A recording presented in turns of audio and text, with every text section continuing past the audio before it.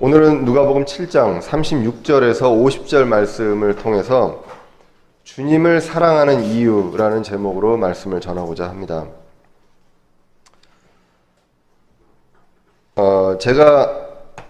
저도 이제 결혼을 하고 아기를 낳고 했는데 예전에 어렸을 때 초등학교, 중학교 때는 사랑을 몰랐습니다. 고등학교 때 풋사랑이 무엇인지 알았고 이제 연애를 하면서 이 사랑이 진정한 사랑이고 영원한 사랑이구나라고 생각을 했었습니다. 근데 아시다시피 이제 결혼을 하면 정말로 사랑이 무엇인지 알게 되는 것 같습니다. 그리고 자녀를 낳게 되면 정말로 사랑이 무엇인지 더 알게 되는 것 같습니다. 그래서 이전에 내가 사랑했던 것과 내가 정말 자녀를 사랑하는 그러한 마음이 어떻게 다른지 그런 것들을 알게 되는 것 같습니다. 오늘 이 본문에서도 우리가 읽었지만 이 여인이 이제 예수님을 사랑하게 됩니다. 그런데 그 전에 예수님은 우리를 사랑하셨고 하나님이 우리를 이 세상을 그토록 사랑하셨다고 성경은 말씀을 하고 있습니다. 우리가 그 사랑에 대해서 다시 한번 생각해 볼 수 있는 시간 됐으면 좋겠습니다. 누가복음 7장은 우리가 계속 읽었지만 예수님의 사역과 사람들의 믿음 이러한 여러 가지 관계들이 줄을 이루고 있습니다. 처음 등장했던 사람이 이방인 백부장이었습니다. 그 사람은 사회적으로 지위가 예수님보다 분명히 높은 사람이었습니다. 그런데 이 백부장은 예수님을 사람의 지위로 보지 않았다는 것입니다. 그리고 자신의 위치를 알고 영적인 자신의 지위를 알고 영적으로 예수님이 어떤 분이신지 알고 그분을 높이고 자신은 그분을 직접 만날 수 있는 그런 자격조차 안 되는 사람으로 여겼기 때문에 그냥 말씀만 하십시오라고 얘기하는 그런 큰 믿음을 보였습니다. 예수님은 놀라운 믿음이라고 하였습니다. 그런데 그 믿음으로 백부장이 복을 받았다 이게 아니라 종이 병을 낫게 됩니다. 그 종에 대한 믿음은 나오지 않았습니다. 그러나 백부장의 믿음으로 이러한 것들이 이루어졌음을 보게 됩니다. 그리고 그 다음의 사건이 바로 나인성 과부의 사건이었습니다. 이 사건에서는 나인성의 과부가 있고 이 과부의 아들이 있었는데 아들이 죽었습니다. 그런데 성경에서는 이 어머니와 아들에 대한 믿음이 나와 있지 않습니다. 그 믿음이 나와 있지 않는데 예수님께서 그 아들을 살리셨습니다.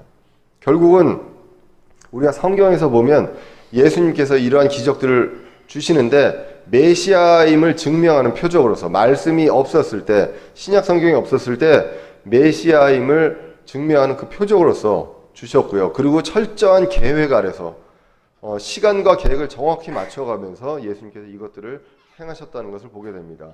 그 중에서 개인의 믿음과 관련해서 예수님께서 병을 고쳐주신 부분들도 분명히 있습니다.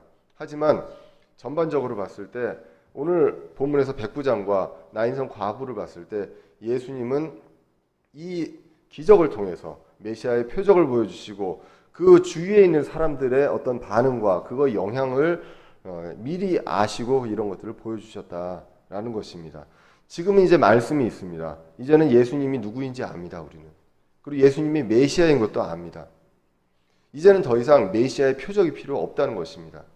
그것을 이제 우리가 말씀을 통해서 이제 보게 됩니다.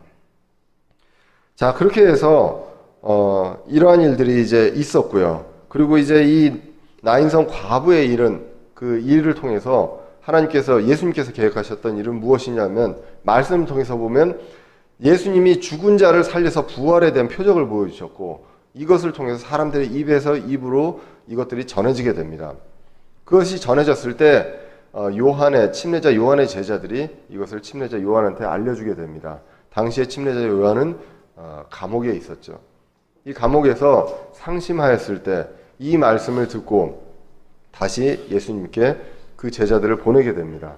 보내게 돼서 정말로 우리가 기다려야 될 분이 당신입니까? 아니면 우리가 다른 분을 기다려야 됩니까? 라고 이제 물어보게 됩니다. 그때 예수님께서 침례자 요한을 책망하지 않고 여러 가지 표적들을 그 제자들에게 보여주고 그대로 전해라 라고 이야기를 하게 됩니다. 그리고 누가복음 7장 23절에서 말씀하신 것처럼 누구든지 나로 인하여 실족하지 아니할 자는 복이 있도다. 이렇게 말씀을 합니다. 예수님께서 침례자 요한을 붙드셨다는 것. 우리가 놀랍게 생각하는 그 침례자 요한, 그 믿음도 상황에 따라서 흔들릴 수 있다는 것입니다. 그렇기 때문에 우리의 믿음도 언제나 완벽하게, 완전하게 흔들리지 않는 믿음으로 죽을 때까지 있을 수 없다는 것입니다. 그러기에는 우리 세상이 너무 힘들잖아요. 그래서 이 믿음이 많이 흔들립니다. 그때 예수님께서 말씀하십니다. 내가 한 것을 봐라. 말씀을 통해서 우리는 예수님이 하신 것을 보고 읽을 수 있습니다. 이것을 통해서 우리를 붙드신다는 것. 그것을 우리가 지난 구절들을 통해서 이제 보게 됩니다. 그래서 이 7장의 스토리를 보면 큰 믿음도 나옵니다. 사람의 굉장히 놀라운 믿음도 나오고 믿음이 없는 사람도 하나님께서 불쌍히 여기셨다는 것도 나오고요. 그리고 굉장한 믿음이 있지만 흔들리는 믿음도 나오게 됩니다. 그런데 이것이 구원과 연결되는 내용들은 나오지 않았습니다. 그런데 오늘 본문에서 보시면 이 믿음이 사랑과 그리고 구원과 연결되는 것을 오늘 본문을 통해서 이제 보게 됩니다. 오늘 본문에 보시면 이제 바리새인들 중에 하나가 예수님을 집으로 초청합니다. 자, 지금 이 사건이 어떻게 일어났는지 우리가 전 구절부터 보시면 침례자 요한의 제자들이 왔잖아요. 와서 예수님께서 이런 것들을 전해라, 침례자 요한한테 전해라 하고 이제 제자들을 돌려보냅니다. 돌려보내고 침례자 요한은 정말 위대한 대언자다. 구약에서 얘기하는 주의 길을 예배하는 자다라는 것을 분명하게 그 사람들, 모여있는 사람들한테 이야기를 하게 됩니다. 그렇게 이야기하면서 바리새인들을 책망하고 믿지 않는 유대인들을 책망하는 내용들이 이제 나오게 됩니다. 특별히 이제 마태복음 11장에도 같은 사건을 다루고 있는데 여기에서는 그 도시를 대표해서 고라신 그리고 가버나움에 대한 내용들을 이야기하면서 책망하는 내용들까지 나오게 됩니다. 그 책망의 중심이 누구냐 하면 바로 바리새인들이었습니다. 그래서 이 바리새인들은 어떻게 해도 받아들이지 않는다.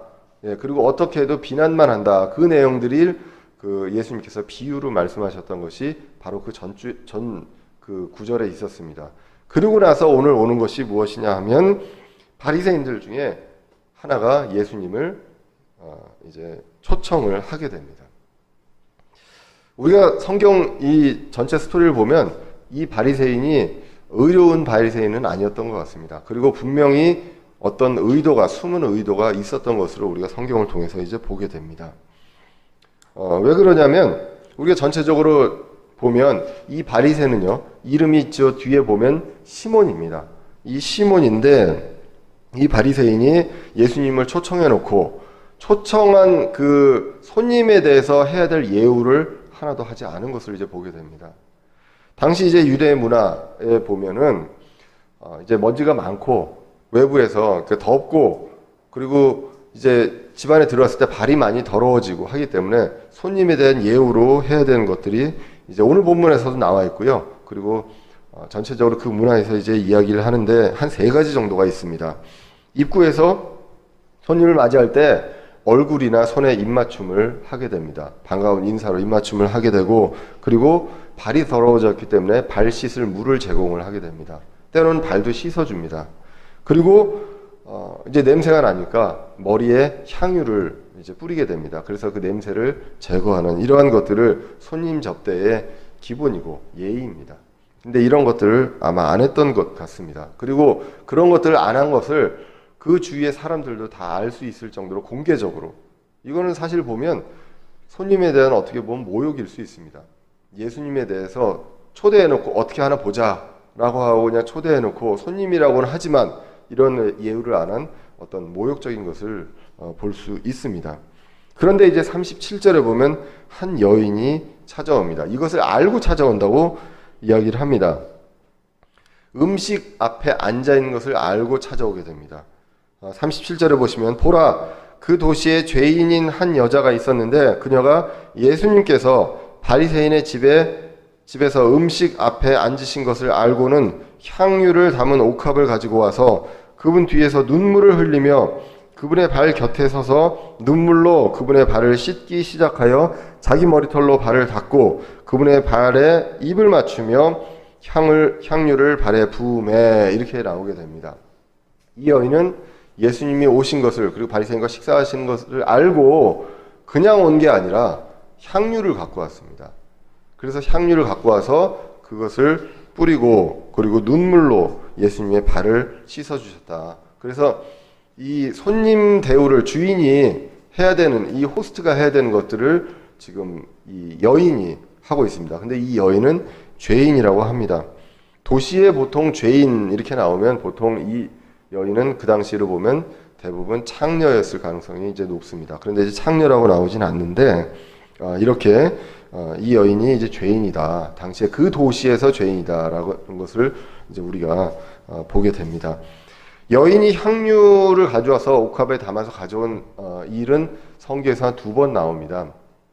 이게 마태복음, 마가복음, 누가복음, 요한복음에 다 나오는데 그런데 이제 마가복음과 마태복음, 요한복음에 나오는 이야기와 지금 이야기는 같은 상황에서 나오는 이야기는 아닙니다. 좀 구별을 해볼 필요가 있고요. 여기에서 나오는 이 여인은 누구인지 모릅니다. 한간에 이제 막달라 마리아라고 하는데 그런 성경의 내용은 없고요. 그리고 나머지 성경 마태복음과 마가복음과 요한복음에 나온 것은 사역의 후반기에 예수님이 이제 6월절 엿새 전에, 그러니까 이제 잡혀가시기 얼마 안 남았을 때, 그때에 죽은 나사로를 살리신 그 나사로와 함께 식사를 할 때 그때에 있었던 일이고요. 지금 이것은 예수님의 사역의 초반부에 나와 있는 일입니다. 그래서 그 2개를 분명히 이제 분리해서 이제 봐야 되고요. 그리고 이제 그때는 그 마태복음, 마가복음, 요한복음 이 3 구절을 동시에 이제 보시면 그 6월절 엿새 전에 베단이라는 도시에 가게 됩니다. 베단이라는 도시에 가서 식사를 하게 되는데 그 자리에 나사로가 있고요. 그리고 나사로의 누이인 마르다가 여러 가지 시중을 들고 있고 그 자리에 그 마리아가 향유를 가져와서 머리와 발에 붓고 그리고 그 머리칼로, 그 마리아의 머리칼로 예수님의 발을 씻는 그런 장면이 나오게 됩니다. 그런데 오늘은 이 여자가 누구인지 몰라요. 그런데 죄인인 여자가 와서 눈물로 이것을 하게 됩니다. 근데 이제 요한복음 12장에 보시면 그 나드 향유라고 하는 이 향유를 마리아가 이제 가져와서 부었을 때 그때 이제 그 가룟 유다가 속으로 뭔 얘기를 하냐면, 가룟 유다가 뭔 이야기를 하게 되냐면 이게 300데나리온 정도 되는 향유인데 이거를 가난한 사람한테 주지 뭘 이거를 이렇게 붓느냐라고 이야기를 하게 되죠. 그때 이제 예수님께서 이 여인이 가져온 향유는, 이 마리아가 향유를 가져온 거는 나를 장사 지내기 위해서 한 것이다 라고 이야기를 하게 됩니다. 그래서 이렇게 봤을 때 향유를 가져온 한 옥합 정도가, 옥합에 담아온 게 보통 한 그 데나리온으로 하면 300데나리온 정도 된다라고 우리가 유추를 할 수가 있습니다. 그런데 이 300데나리온은 보통 이제 봉급쟁이로 하면 10달치 봉급 정도 된다고 합니다. 이제 굉장히 비싼 거죠. 그래서 이러한 것들을 이제 가져와서 이제 오늘 죄인인 여인이 예수님께 붓게 됩니다. 붓게 되고 그리고 눈물로, 웬일인지 모르겠는데 눈물을 굉장히 흘리면서 눈물로 발을 씻어줬다라고 이제 이야기를 하게 됩니다. 이 가룟 유다와 이 바리새인의 공통점이 있어요. 이 마음을 순수하게 보지 않습니다. 순수하게 보지 않으면서 또 그것을 비난하면서 그것에 대한 속 의도는 또 다릅니다. 그러니까 가룟 유다는 그 요한복음 12장에 보시면 그렇게 이야기했는데 그렇게 말한 것은 그가 가난한 자를 염려하기 때문이 아니요 도둑이다라고 이야기를 합니다. 그러니까 진정으로 가난한 자를 염려해서 이거를 가난한 사람한테 주지라고 이야기한 게 아니고요. 바리새인도 오늘 분명한 의도가 있습니다. 이러한 상황이 왔을 건지는 모르겠지만 분명히 이 자리에서 접대를 그 예우를 받아야 될 그 예우를 받지 못하고 이 상황을 놓았던 것이죠. 그럴 때 이제 이 여자가 이제 오게 됩니다. 그래서 이제 눈물로 그 발을 씻어줍니다. 정확한 이유는 나오지 않습니다. 이 눈물로 이 죄인인 여자가 씻어준 게 나오는데 우리가 성경 전체 앞뒤 구절을 봤을 때 아마도 이 그 자신의 죄인임을 분명히 알고 자신이 굉장히 큰 죄인임을 알았기 때문에 그것에 대한 회개의 눈물을 흘린 게 아닌가라고 보통 이제 많은 성경학자들이 해석을 하게 됩니다. 하여간 그래서 이제 오늘 이러한 내용들을 가지고서 이 죄인 여인이 와가지고 발을 씻게 됩니다. 시몬의 의도가 순수했다면 지금 이 상황까지 가잖아요. 물도 없어서 눈물로 씻어줍니다. 여인이 와가지고 어디서 물 한 대를 얻어와가지고 씻어줬다면 얘기가 다르지만 여인이 와서 눈물을 흘리고 그 눈물로 발을 씻어주고 또 머리카락으로, 당시 여인들은 머리카락을 감춥니다. 그런데 이 머리카락을 드러내요. 이것은 말하자면 우리가 지금 노출이 심한 것처럼, 심한 사회에서 노출을 하는 것과 같은 그러한 상황이라고 합니다. 그래서 이 머리칼로 닦아줄 정도로까지, 그리고 향유를, 자기가 가져온 그 귀한 향유를 예수님께 붓는 그러한 장면이 나오는데, 그러면 여기서 시몬은 어떻게 해야 될까요? 아, 내가 손님에 대한 예우를 깜빡했구나. 회개를 하는 게 맞죠. 그런데 이 시몬의 상황을 보면 다분히 이 시몬은 의도했던 상황이라는 것을 이제 우리가 알 수가 있습니다. 자, 그래서 시몬은 이야기를 합니다. 분명히 자신이 이제 손님에 대한 예우를 안 한 건 맞잖아요. 그러니까 속으로 생각을 하게 됩니다. 39절에 보시면 이제 그분을 초대한 바리새인이 그것을 보고 속으로 말하여 이르되, 이 사람이 만일 대언자라면 자기에게 손을 대는 이 여자가 누구며 또한 또 어떤 여자인 줄 알았으리라. 그 여자는 죄인이니라 하니라. 이렇게 나오게 됩니다. 그러니까 이 33절 34절 지난 9절에서 봤던 것처럼 비난할 구실을 생각을 합니다. 예수님이 먹고 마시면 그걸로도 비난을 하고, 침례자 요한이 먹지 않는다고 또 그거 가지고도 비난을 한 것처럼 또 오늘 비난하는 그런 구실을 찾는다는 것이죠. 무엇이냐? 사람들이 이렇게 얘기하는 대언자라면 이 정도는 알고 있어야 되는 거 아니냐. 이 여자가 왔을 때 이 여자는 죄인이기 때문에 나한테 오지 마라 라고 이야기하는, 선을 딱 긋고 구분하는 그러한 일들이 분명하게 이제 있어야 되지 않느냐. 그런데 그렇지 않는다는 얘기는 이 여자가 죄인인지 모르는 거 아니냐. 그러면 아니, 여자가 죄인지도 모르는 사람이 무슨 대언자냐. 이러한 것들, 이런 논리로 이제 피게 됩니다. 그러니까 당시 이 바리새인 시몬은요, 분명하게 자기가 회개를 했어야 합니다. 회개를 했어야 하는데 그것도 하지 않고, 그리고 도리어 비난을 할 구실을 찾습니다. 그런데 이제 뭔가 그 꺼리를 잡은 거죠. 아, 이 사람 대언자로서 자격이 의심스럽다 라는 꺼리를 잡은 것입니다. 왜? 이 여자가 죄인인지도 모르는 거 아니냐 라는 이야기를 하게 됩니다. 그런데 놀랍게도 예수님께서는 그 뒷구절에 보시면 시몬이 생각하는 것까지 알게 됩니다. 그리고 시몬이 생각하는 것만 아는 게 아니라 이 여자가 어떠한 죄인인지, 그리고 정말로 죄가 그냥 대충 보통 사람들의 죄인인지 아니면 큰 죄인인지 이것까지 알게 됩니다. 그리고 이 여인의 마음의 상태까지 아는 것을 보게 됩니다.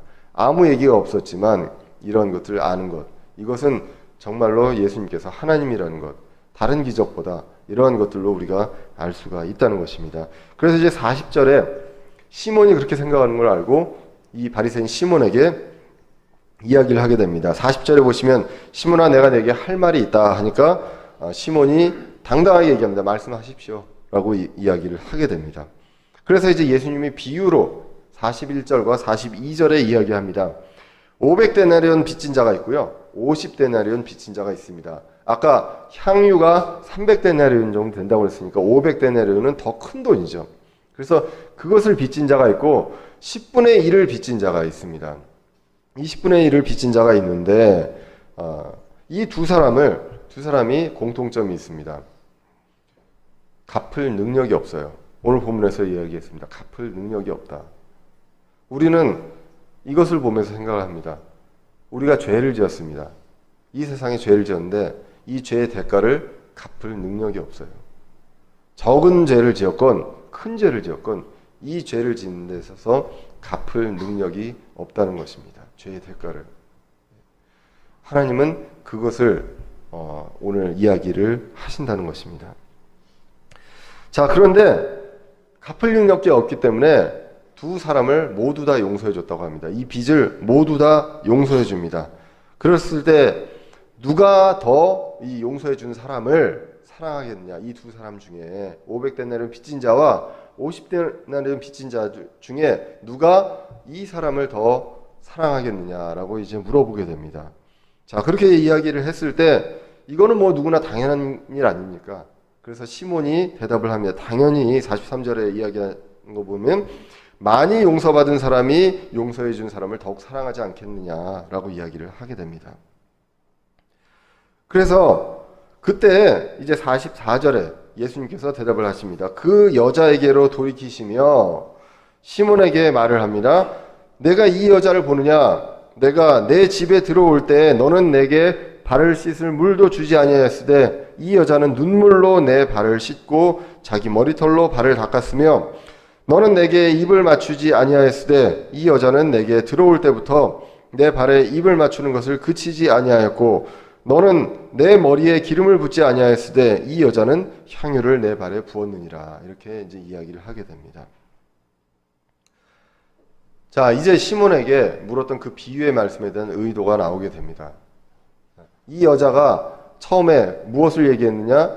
그 시몬한테 먼저 책망한 것은 접대를 네가 제대로 했느냐. 그런데 이 여인은 이것을 네가 해야 될 것을 이만큼 했다라는 이야기를 하게 됩니다. 그렇게 하면서 왜 그러느냐? 바로 이 여인이 나를 더 사랑하기 때문이다 라는 내용을 47절에서 이야기를 하게 됩니다.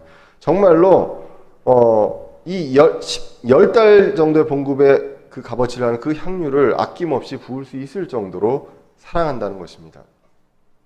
그것이 행동을 보여줬기 때문이 아니라 이 마음이 전해졌던 것을 이제 이야기를 하게 됩니다. 47절에 보시면 이러므로 내가 내게 이르노니 그녀의 많은 죄들이 용서되었느니라. 이는 그녀가 많이 사랑하였기 때문이니라. 그러나 적은 것을 용서받은 자 곧 그는 적게 사랑하느니라 하시고 이렇게 이야기를 하게 됩니다. 이제는 바리새인한테 이 비유에 대한 그 결론을 이야기하게 되는 것이죠. 자, 여기서 우리가 볼 게 있습니다. 우리가 죄를 많이 지은 사람이 있습니다. 그리고 여러분들 생각에 죄를 적게 지은 사람이 있습니다. 그렇지만 하나님의 입장에서는 모두 다 빚진 자입니다. 모두 다 빚진 자이고 그것을 갚을 능력이 없는 사람들입니다. 그런데 과연 하나님 입장에서 빚이 많은 자와 빚이 적은 자가 다를까요? 전혀 다르지 않다는 것입니다. 어차피 빚을 못 갚는 자들입니다. 그래서 대가를 죽음으로 치러야 하는 자들입니다. 그러면 사람 입장에서 어때야 합니까? 내가 진 빚이 얼마나 큰지를 알아야 한다는 것이죠. 그것을 우리가 이 구절뿐만 아니라 성경 다른 구절들을 통해서도 많이 이제 보게 됩니다. 누가복음 18장에 보시면 이렇게 나와 있습니다. 누가복음 18장에서 늘 바리새인들이 등장을 하는데 18장 10절부터 찾아보겠습니다.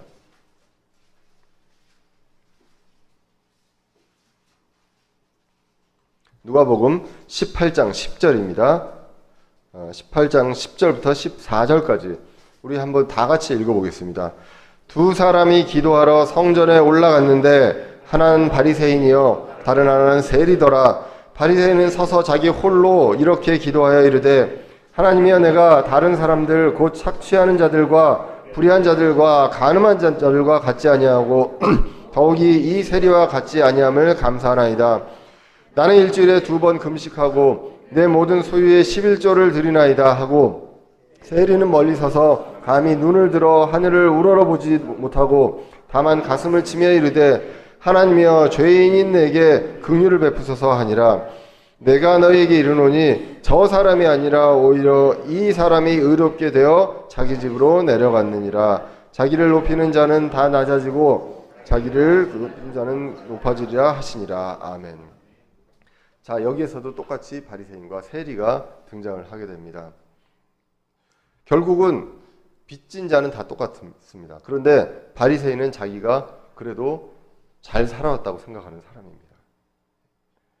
똑같이 하나님 보시기에는 똑같은 죄인임에도 불구하고 자기는 잘 살아왔고, 그리고 이렇게 살아올 수 있는 것이 감사하다는 아주 오만방자한, 그리고 교만의 교만이 나오게 됩니다. 교만이 분명한 중죄입니다. 그 중죄를 모르고 살아오게 되는 것이죠. 그런데 이 세리는 너무나 죄가 많기 때문에, 자신의 죄가 많기 때문에 하늘을 우러러 볼 수도 없습니다. 그럴 때 이 두 사람을 봤을 때 예수님이 이야기합니다. 바로 세리가 의롭게 되었다고 이야기를 합니다. 이 구절들을 오늘 보겠습니다. 여인이 죄가 있습니다. 여인은 자신의 죄가 정말로 큰 죄인지 압니다. 눈물을 흘리고 다가옵니다. 예수님께. 그런데 이 바리새인은 자신의 죄가 큰 죄인 줄 몰라요. 자신이 얼마나 지금 하고 있는 행동들이 큰 죄인지 모른다는 것입니다. 그렇기 때문에 빚이 적다고 생각하고 빚이 없다고 생각하기 때문에 자신은 회개할 필요도 없고, 그리고 사랑할 필요도 없는 것입니다. 예수님을 사랑하지 않기 때문에 그것이 표출되고, 손님에 대한 기본적인 접대도 하지 않는 그런 일로 표출되었다는 것, 이것을 이제 우리가 오늘 성경을 통해서 보게 된다는 것입니다.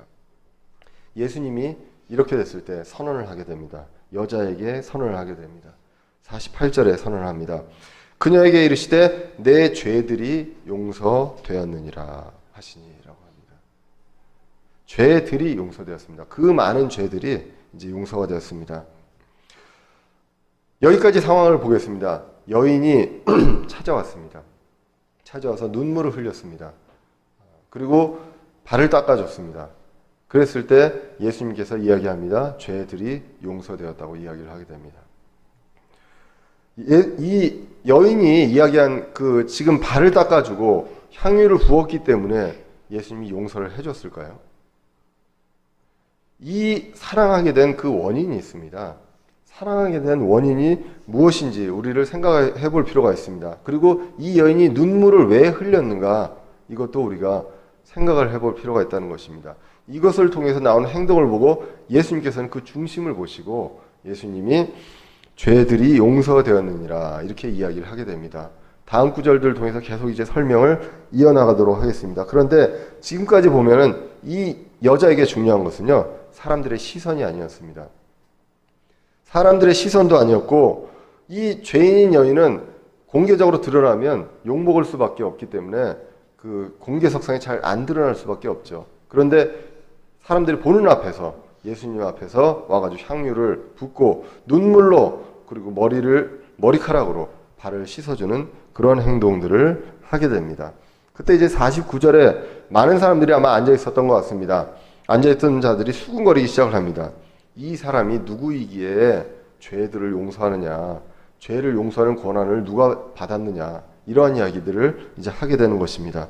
그래서 이제 보시면 이것은 아까 우리 5장에서 5장 17절 이하에서 마비병 환자를 고쳤을 때도 이 얘기가 나옵니다. 친구들이 이 마비병 환자를 데리고 왔을 때 병을 고쳐주기 전에 죄 문제를 이야기했을 때 사람들이 이제 바리새인과 율법사들이 똑같이 서기관들이 이야기를 하게 되죠. 신성모독이다 라는 이야기를 하게 됩니다. 그런 것처럼 오늘도 결국은 이것이 아니냐라는 내용들을 이제 수군거리기 시작을 합니다. 그때 이제 분명하게 예수님께서 다시 한번 결론을 짓습니다. 오늘 50절을 보시면 그분께서 여자에게 이르시되 어떻게 얘기합니다. 아까는 48절에는 내 죄들이 용서되었느니라 라고 했고요. 오늘은 이 50절에서는 내 믿음이 너를 구원하였느니라 라고 이야기를 하게 됩니다. 그래서 결국은 우리가 알 수 있습니다. 이 여자에게 믿음이 있었습니다. 믿음이 있었기 때문에 이것을 통해서 이 여자가 구원을 받았다라고 오늘 말씀이 이야기를 합니다. 행위가 아니라 결국은 믿음 때문에 구원을 받았다. 예수님이 지금 십자가 사건이 있기도 전입니다. 그렇기 때문에 모든 시대를 통해서 우리가 구원받는 것은 무엇으로 구원받습니까? 행위가 아닌 믿음으로 구원을 받는다는 것입니다. 그런데 이 믿음이 있을 때 이 여인에게 여러 가지 행위가 나타날 수밖에 없었다는 것입니다. 그것도 해야 한다가 아니라 눈물을 흘릴 정도로 자기 마음에 우러나서 정말로 사랑하는 예수님 앞에서 이러한 것들을 했던 그러한 행위들이 일어났다는 것입니다. 그런데 이 여인의 과정을 한번 보겠습니다. 여인은 먼저 자신이 죄인임을 알았습니다. 회개를 했습니다. 그렇기 때문에 이 회개가 있었다는 것입니다. 내가 죄가 있어요. 내가 빚이 있습니다. 그런데 내가 이걸 갚을 수가 없어요. 정말로 괴롭습니다. 그럴 때 이것을 해결해 줄 수 있는 존재를 찾게 됩니다. 그것이 바로 회개라는 것입니다. 내가 할 수 있다고 느끼는 것이 아니라 해줄 수 있는 사람을 찾아서 나의 삶의 방향을 돌리는 것, 이것이 바로 회개입니다. 그 회개가 있고 이것을 해결해 줄 수 있는 그분을 믿는 것, 이것이 바로 믿음이라는 것입니다. 그래서 예수님의 사람들이 목숨을 걸고 전했던 것이 바로 사도행전 20장 21절에 나온 것처럼 회개와 믿음이었다는 것입니다.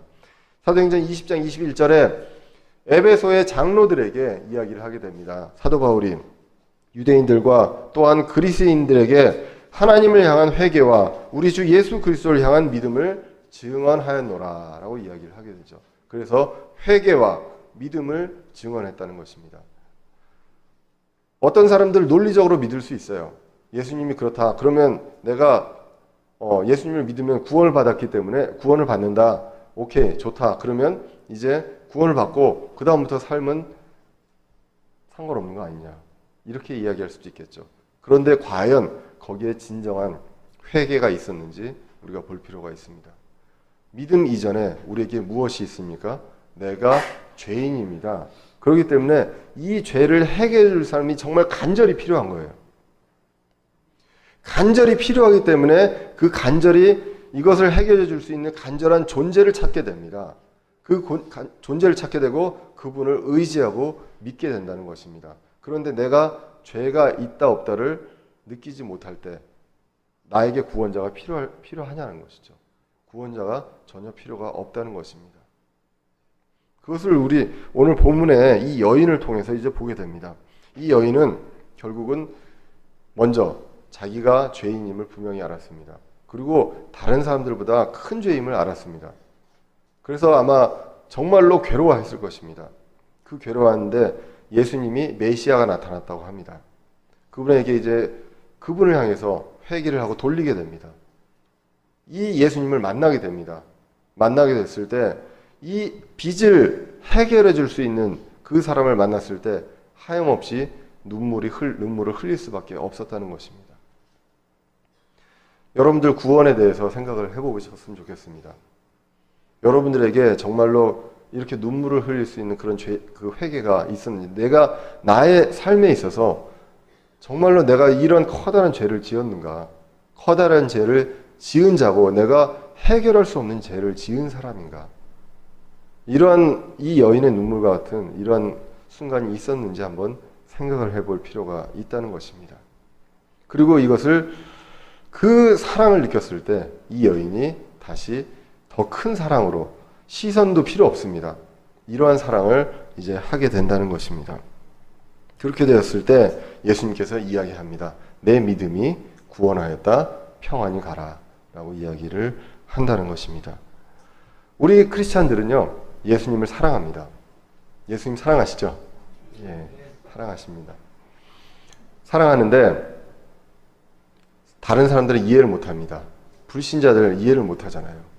오늘 아까도 이야기했듯이 얼마나 좋은 황금 연휴입니까? 월요일날 노동절이고, 예, 이어집니다. 그리고 하루 쉬었다가 또 쉬고, 예, 그래서 휴가 조금만 내면 한 열흘 쉴 수 있고, 어제 인천공항에 하루에 인천공항을 이용한 그 이용객만 17만 명이라고 그럽니다. 예, 그래서 그 장기 주차 공간이 다 그 만차가 됐기 때문에 차 타고 오지 말라고 뉴스가 나올 정도로 그렇게 되었습니다. 이럴 때 여러분들이 여기 왜 나왔습니까? 안 나오면 벌 받을까 봐 나왔습니까? 아니잖아요. 예. 그런 분들이 있나 보네요. 예. 여러분들 예수님을 사랑하기 때문에 나온 거 아닙니까? 예. 예. 저도 옛날에 그랬습니다. 구원을 몰랐을 때 한 주 안 나오면 벌 받는 줄 알았습니다. 한 주 안 나오면 그 주간에 뭔가 사고가 있거나, 예. 그리고 큰일이 있어서 내가 그만큼의 어떤 징계를 받는 줄 알았습니다. 그래서 성수한다고 그러죠. 그렇게 나왔지만 이제는 그렇지 않아요. 저희 애들은 어떤지 모르겠지만 저희는 그렇습니다. 사랑한 마음으로. 남들이 이해 못하잖아요. 이렇게 좋은 연휴에 놀러 갈 수 있잖아요. 하루 한 주 빠지고. 하지만 우리가 해야 될 일 때문에, 의무 때문에라도 나오지만 우리는 주님을 사랑하기 때문에, 그리고 주님이 주신 이 온전한 말씀, 이 말씀을 사랑하기 때문에 이 자리에 나오게 됩니다. 이 말씀을 듣기 위해서 나오게 되고 이 말씀을 내 마음에 새기기 위해서 나온다는 것입니다. 아프신 분은 어쩔 수 없지만 지금 이 자리에 있는 분들 그 마음을 가지고서 이 자리에 나온 줄로 믿습니다. 이해할 수가 없어요, 사람들이. 그런데 이 여인도 이해할 수가 없습니다. 왜 그거를 깨트려서 정말로 자기가 소중한 그 향유를 부어가면서 자신의 머리로 이것을 하냐 말이죠. 그만큼 예수님을 사랑하기 때문이라는 것이죠. 우리가 예수님을 사랑하는 이유가 있습니다. 왜 사랑합니까? 이 여인의 마음을 통해서 알 수가 있습니다. 우리에게 큰 빚이 있고 큰 죄가 있는데 이것들을 해결해 주신 분이고, 그것도 공짜로 은혜로 갚아주신 분, 그분이 바로 예수님이시기 때문에 우리는 이제는 공짜로 예수님의 자녀가 되었습니다. 은혜로 자녀가 되었기 때문에 우리는 사랑할 수밖에 없다는 것입니다. 그것을 이 여인이 눈물을 흘릴 정도 사랑하는 것을 보면서 우리는 보게 됩니다. 그래서 우리가 이 말씀을 통해서 볼 것이 있습니다. 우리 여인과 바리새인을 통해서 큰 차이점을 보면서 우리가 볼 것이 있다면 첫 번째로 나를 잘 파악을 해야 한다는 것입니다. 내가 어떠한 상태인가? 여러분들 그 전과가 없다고 전과자보다 여러분들이 나은 생활을 살아왔습니까? 불신자들은 그렇게 생각할 수 있지만 우리 믿는 자들은 그렇게 생각하셔서는 안 된다는 것입니다. 이미 여러분들 마음으로, 저도 마찬가지고 마음으로 사람을 여러 번 죽였습니다. 입으로 사람을 여러 번 죽였습니다. 하나님 입장에서는 똑같다는 것입니다. 우리는 그러한 죄인이라는 것. 정말 바리새인처럼 내가 이 정도면 그래도 어느 정도 살아왔어 라고 생각하는 사람이 이 자리에 없었으면 좋겠고, 그리고 우리가 성경을 조금 더 안다고 바리새인처럼 누구를 정죄하고 판단하는 일이 없었으면 좋겠습니다. 그렇기 때문에 나를 먼저 파악을 해야 되고요. 그리고 두 번째로 해결해 주실 분이 누군지를 잘 파악을 해야 한다는 것입니다. 제가 징역 살면 됩니까? 판사가 해결해 줍니까? 대통령이 해결해 줍니까? 정치인이 해결해 줍니까? 이것을 해결해 주실 분은 오직 예수님밖에 없다는 것. 이것을 우리가 정확하게 알아야 한다는 것입니다. 이 여인은 그것을 알고 했을 때 정말로 내 큰 죄, 이 큰 죄를 가지고 있었는데 이것을 해결하실 분, 해결해 주실 분 앞에 바로 섰을 때 하염없이 눈물밖에 흘러날 수밖에 없는 그러한 일이 일어날 수 있는 것. 첫 번째로 나 자신을 알고, 두 번째로 해결해 주실 분이 누구인지를 알기 때문이라는 것입니다. 그리고 세 번째로 그분을 크게 사랑하자는 것입니다. 은혜가 클수록 감사도 크고 사랑도 크다는 것입니다. 그래서 그 어떤 것보다, 내가 갖고 있는 그 어떤 것, 그것보다도 예수님을 사랑해야 한다는 것, 그리고 사랑할 수밖에 없다는 것, 그것을 우리가 말씀을 통해서 느끼게 됩니다. 자, 그러면 이제 우리가 예수님을 사랑합니다. 사랑한다면 우리가 어떻게 해야 할까요? 요한복음 14장 15절에 보시면 예수님께서 말씀하십니다. 너희가 나를 사랑하면 내 명령들을 지키라 라고 이야기를 하게 됩니다. 예수님을 사랑하면 예수님이 원하시는 것을 지켜야 합니다. 예수님이 원하시는 것을 어떻게 알 수 있습니까? 목사님 설교를 통해서 알 수 있습니까? 물론 그럴 수도 있지만 가장 근본적으로 말씀을 통해서 알 수가 있습니다. 예수님을 사랑하십니까? 말씀을 사랑하셔야죠. 말씀을 사랑하시고 이 말씀을 통해서 예수님께서 원하시는 바를 우리가 알아야 한다는 것입니다. 이 말씀이 정말로 하나님께서 1.1획도 틀림없이 하나님의 영감으로 쓰신 것이고, 이 말씀 한 단어 한 단어가 그리고 이 단어들을 온전히 지금까지 보존해 주시고 앞으로도 보존해 주실 것이라는 것, 그것을 믿고 이 말씀을 사랑하라고 오늘 요한복음 14장 15절에서 이야기를 합니다. 요한복음 14장 21절에서 다시 한번 강조합니다. 내 명령들을 가지고 그것들을 지키는 자가 나를 사랑하는 자다. 나를 사랑하는 자는 내 아버지께 사랑을 받을 것이요 나도 그를 사랑하여 그에게서 누구를 나타냅니까? 예수님을 나타낸다고 이야기를 하게 됩니다. 우리가 예수님을 사랑합니다. 더욱 사랑합니다. 오늘 이 자리에 모였습니다. 말씀을 듣습니다. 또 우리가 말씀을 읽습니다. 말씀을 소중하게 생각합니다. 이것을 통해서 우리 안에서 예수님이 나타나게 됩니다. 오늘 이 여인은요, 오늘 누가복음 7장에서 다른 사람에 대해서는 구원에 대한 내용이 나오지 않지만 이 여인은 분명하게 구원을 받았습니다. 자신의 믿음으로 구원을 받았습니다. 그 전에 회개가 있었고 믿음으로 구원을 받았습니다. 이 자리에서 예수님을 만나서 눈물로 발을 씻어서 구원을 받은 것도 아니고요. 그리고 향유를 부어서 구원받은 것도 아닙니다. 이 여인의 믿음으로 구원을 받았다고 말씀을 하게 됩니다. 그리고 이 여인의 사랑을 보게 됩니다. 이 여인이 이렇게 예수님을 사랑합니다. 우리는 이 여인만큼 죄를 덜 지었습니까? 그렇지 않습니다. 그렇기 때문에 우리도 이 죄를 인식을 할 때 우리가 예수님을 보고 예수님을 이제 대면할 수는 없습니다. 하지만 우리가 말씀을 읽을 때 예수님을 볼 수 있습니다. 이때 우리는 눈물이 날 수밖에 없다는 것입니다. 그것을 우리가 보게 되고 이것이 바로 우리가 예수님을 사랑하는 이유라는 것입니다. 이제 우리는 나의 죄에 대해서 여러분들의 죄에서 정확하게 알고 그리고 하나님을 향한 회개, 그러니까 해결자를 바라보고 하나님을 향한 회개와 믿음이 있고 구원을 받고 그것을 통해서 예수님을 기쁨으로 더욱더 사랑할 수 있는 저와 여러분 그리고 대전은혜 침례교회 성도들 되시기를 간절히 기원합니다. 기도하겠습니다.